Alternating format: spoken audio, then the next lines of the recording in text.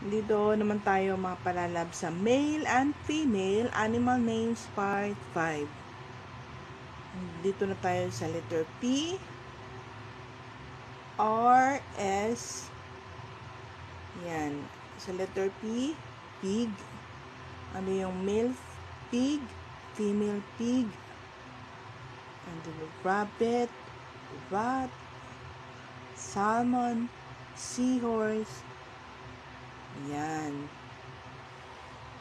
And then, female na pig, female na rat, female na rabbit, female na salmon, female na seahorse, female na sheep.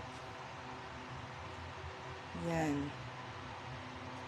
Ang pig, dalawa yung male pig, dalawa yung possible na ano sa kanya, boar at saka barrow. Itong sa seahorse, hindi siya common, di ba? Ang male seahorse is sea stallion, tapos female na seahorse is sea mare. Thank you. God bless sa ating lahat.